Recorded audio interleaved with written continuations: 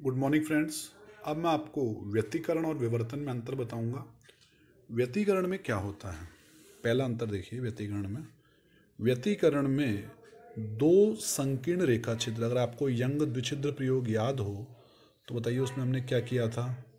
उसमें हमने कहा था कि दो संकीर्ण रेखा छिद्र S1 S2 थे और दो संकीर्ण रेखा छिद्रों से उद्गमित दो तरंगों के मध्य, दो अलग अलग स्रोत हो गए ना, S1 अलग और S2 अलग। तो वापस व्यतिकरण जो है उसमें दो संकीर्ण रेखा छिद्रों से उद्गमित मतलब निकलने वाली दो तरंगों के मध्य अध्यारोपण। दो अलग अलग तरंगे हैं, इनके बीच क्या हो रहा है, अध्यारोपण हो रहा है, उससे हमको व्यतिकरण प्राप्त होता है।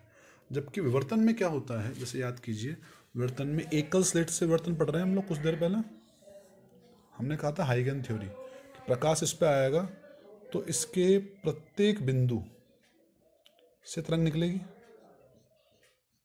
तो इनमें अध्यारोपण जो होता है उससे क्या प्राप्त होता है हमको, विवर्तन।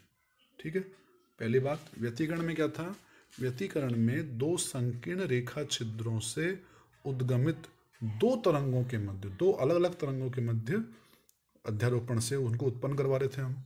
जबकि विवर्तन में क्या होता है, विवर्तन में स्लिट में प्रत्येक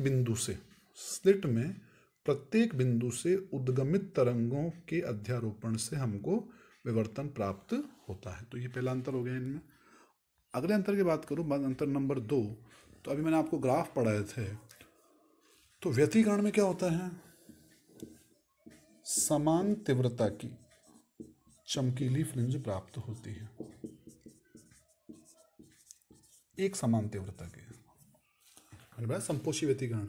तो क्या होता है, उसमें समान तीव्रता की चमकीली फ्रिंजें प्राप्त होती है, जिन सबकी तीव्रता है वो एक समान होती है। विवर्तन में ऐसा नहीं होता। विवर्तन के अंतर्गत अगर आपको याद हो तो जो केंद्रीय उच्चिष्ट होता है, केंद्रीय फ्रिंज, उसकी तीव्रता सबसे अधिक होती है और बाकी जो फ्रिंजें होती हैं उनकी तीव्रता क्या होती है, कम होती जाती है। इसमें क्या था, सारी फ्रिंजें समान तीव्रता की व्यतिकरण के अंतर्गत, जबकि विवर्तन में क्या है, सारी जो फ्रिंजें हैं वो समान तीव्रता की नहीं होती। केंद्रीय जो फ्रिंज होती है उच्चिष्ट वो सबसे अधिक तीव्रता का होता है, और अन्य जो चमकीली फ्रिंजें होती हैं उनकी तीव्रताएं घटती जाती। मैंने कहा था इसकी I0/22, इसकी I0/61 होती जाएंगी। नंबर तीन बात, समान प्रायोगिक संयोजन के लिए जिन बिंदुओं पर व्यतिकरण में उच्चिष्ट प्राप्त होता है,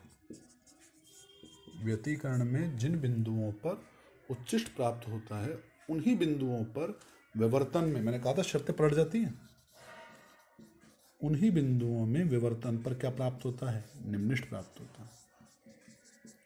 जिन परिस्थितियों में व्यतिकरण में उच्चिष्ट प्राप्त होता है, समान परिस्थितियों में विवर्तन में क्या प्राप्त होता है, निम्निष्ट। इसका उल्टा भी सत्य है, मतलब जिन परिस्थितियों में व्यतिकरण में निम्निष्ट प्राप्त होता है,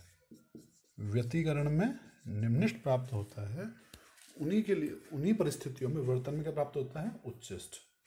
ये हमारा तीसरा अंतर इसमें हो गया।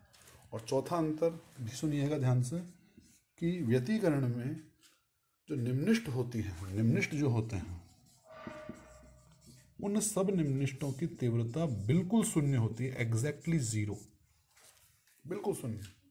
लेकिन विवर्तन में जो निम्निष्ट होते हैं उनमें थोड़ी बहुत तीव्रता होती है, बिल्कुल शून्य नहीं होती, उनकी तीव्रता थोड़ी बहुत होती है।